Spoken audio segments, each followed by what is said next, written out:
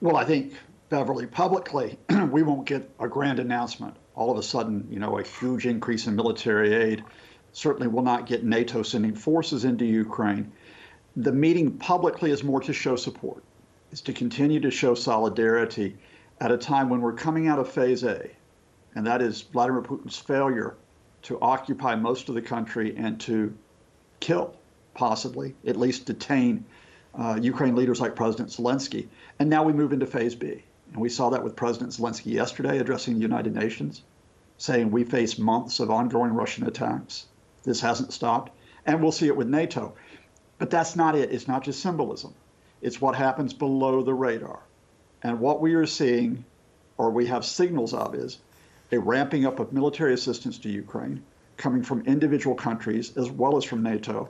We're seeing a ramping up of economic assistance to Ukraine to keep the government together during the invasion. And we're seeing beyond NATO a ramping up of sanctions on Russia, which in effect is saying we can't stop Vladimir Putin from continuing the attacks and indeed the war crimes, but we can contain Russia and gradually push this back. Yeah. Let's focus on those sanctions for a moment. The EU and US, as you point out, considering this new round, including coal exports from Russia.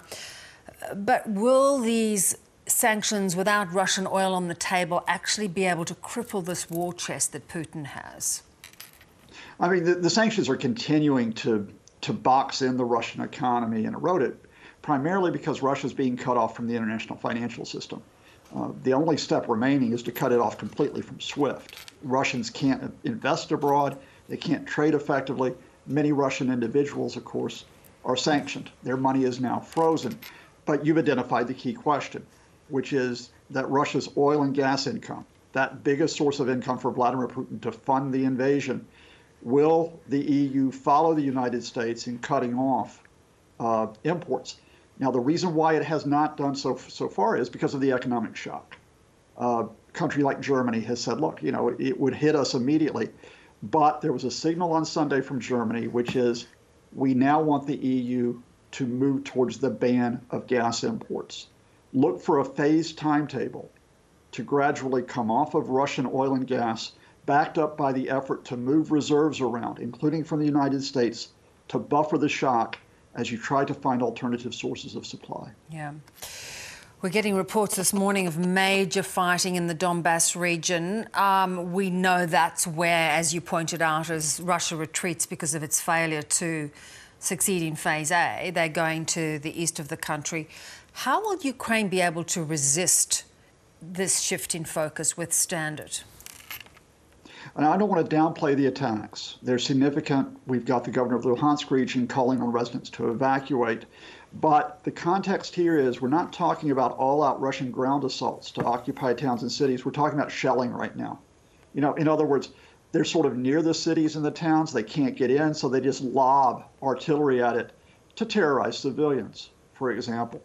That does mean the Russians are limited even when they can't take a city like Mariupol in southeast Ukraine after surrounding it for 6 weeks and trying to starve it out of existence.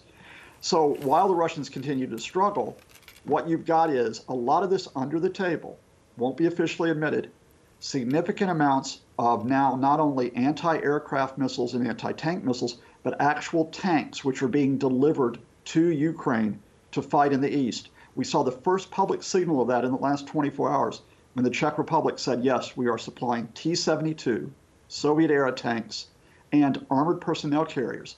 There will be more countries that are supplying heavy armor and equipment now.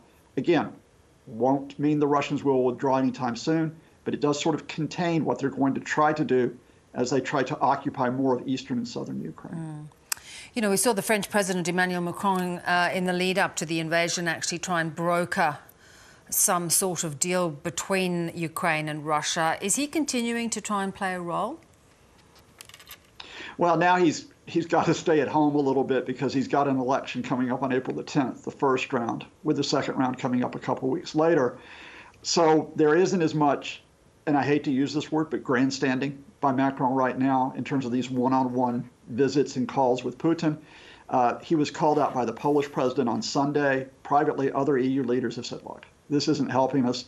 I think Macron, He'll never be completely sidelined, Bev, but he's not the center of attention, and we can get to the adults in the room here, whether it be NATO, the EU, the United States, and indeed Asian countries like Australia that are proceeding with the political and economic measures, recognizing Vladimir Putin's not going to sit down. He's not going to back away and compromise at this point. Scott, always good to talk to you. Thank you so much. Thank you.